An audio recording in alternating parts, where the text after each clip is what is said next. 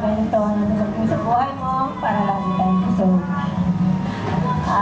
Alam ko, fulfill na lahat yung buhay mo dahil may 3 kang anak, lahat sila tapos na, apo na lang ang hinihintay mo. Yun na lang ang kulang sa'yo. At more happy years to come. Thank you, Tita Baby.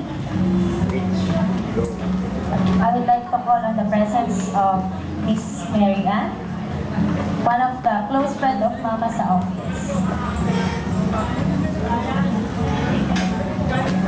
Happy birthday, Ate Pine. Wala na nakilala ko si Ate Pine sa 2008 sa MMC.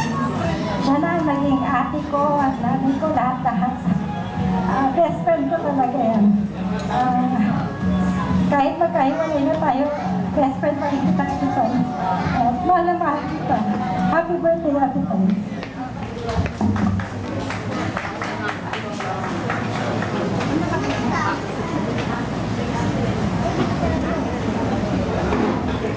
Thank you very much.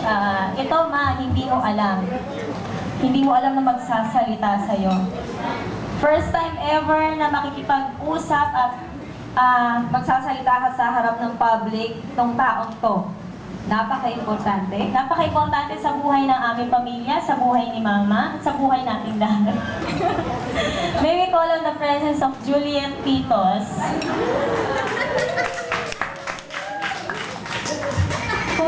Kung sa yung mga iba pong hindi po nakakaalam about Juliet, siya po ang aming matagal na pong mabuting kasambahay simula for more than 20 years na po. For 30 years. It's your time to shine natin.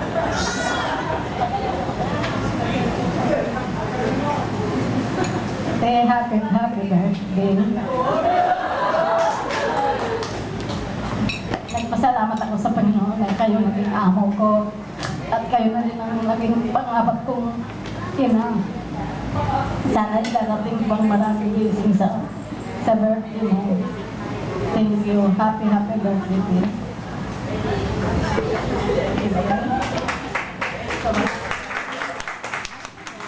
Ikaw na ang aking pangalan. Ay, binibigyan mo ko na. Binibigyan mo. And lastly, syempre hindi ba naman mawawala yung magsasalita. So, sa bawat okasyon, nagsasalita siya. So, pero masaya naman. Diba? So, tawagin na natin yung pinakamamahal niya. Pero mag-ready na kayo, ha? Eto lang. So, tawagin na natin yung kanyang pinakamamahal na kapatid, si Auntie Lubin. Davina Mendoza. Bakit umiyak? Wala pa kang speech.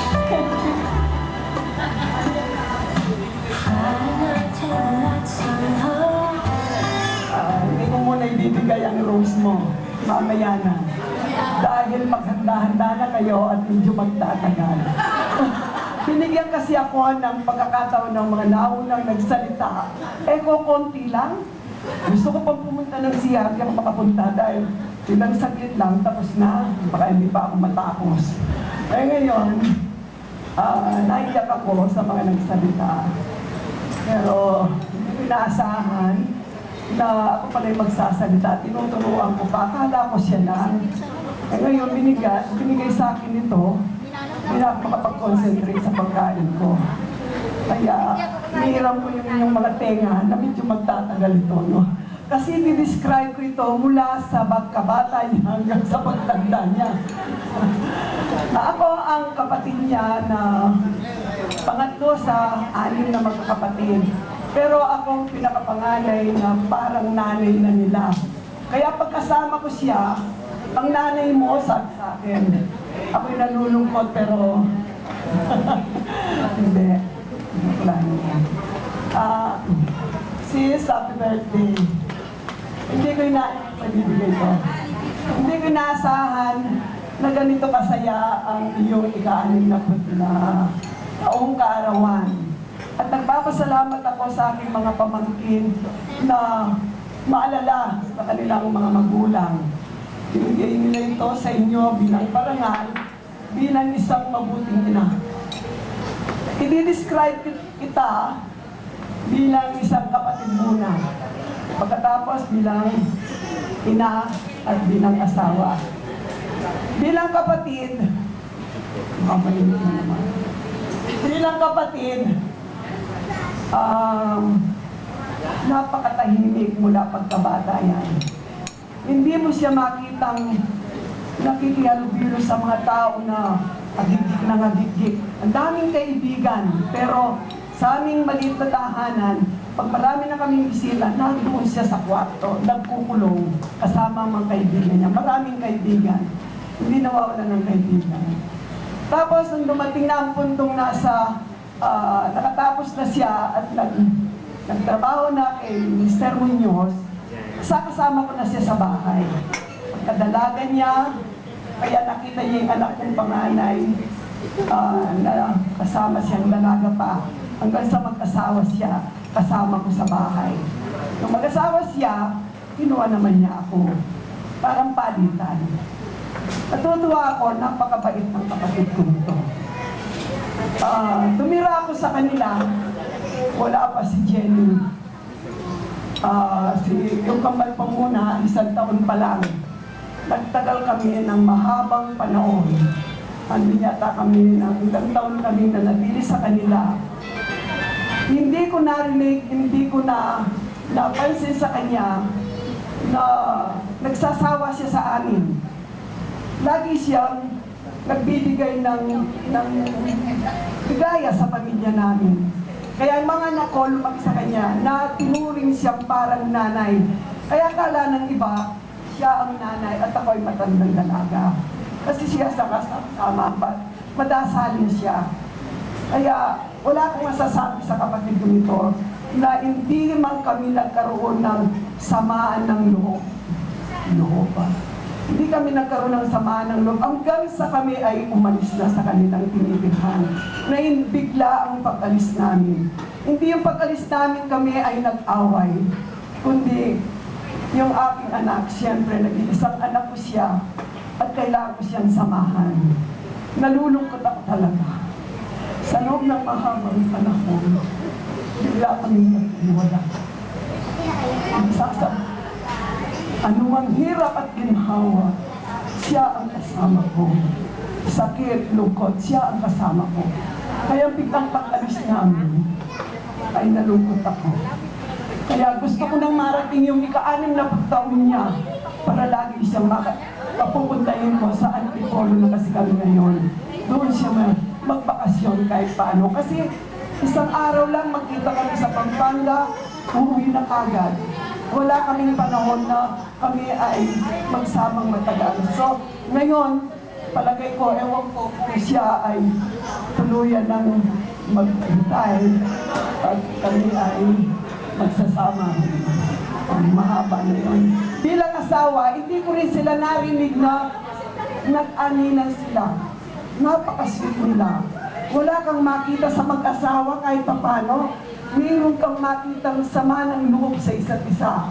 Wala, hindi man siya nagsasabi na, ate, si ganito, nag-away kami. Wala. Nagsusunod, napakabanal at religyoso ang mag-asawa nito. Kaya, gawin nating modelo sila sa ating pamilya. Yan, wala. Sa mga anak naman, mapagpasunod sa anak. Kung hindi naman spoiled ang mga anak, biniyaan sila ng 3 mababait na anak. Kambal at saka yung bunso nila. Napagtapos nila at yan ay sila nga ang gumawa ng paraan para mapaligaya nila ang kanilang nanay. Bihira ang magkaroon ng ganitong mga anak. No? Kaya siguro ganito, dahil ang ipinunla ng mga magulang ay kabutihan. Kaya lumaking mabuti ang kanilang mga anak. Sis, hindi kita makakalimutan. Sana tumagal tayo ng mahabang panahon. Hindi tayo maghihiwalay. At lagi tayo magkasama. Sabi nga ng mga nakakakita nung kami ay nandoon sa Tandang Soraba, naiingit kami sa inyo. Hindi kayo naghihiwalay na magkasama, magkapatid, sa kasalan, sa binyagan at sa patay. Magkasama kami lagi. Kaya sabi nila, hindi kayo nagkakahiwalay. Eh ngayon, bigla kami nagkahiwalay. Since kahit malayo kami, andito ka pa rin sa puso namin. At layo tayo ngayon.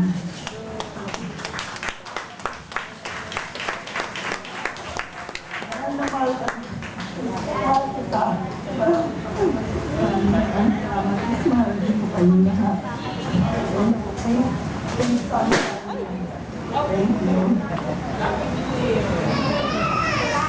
Pasensya na po at hindi mahal.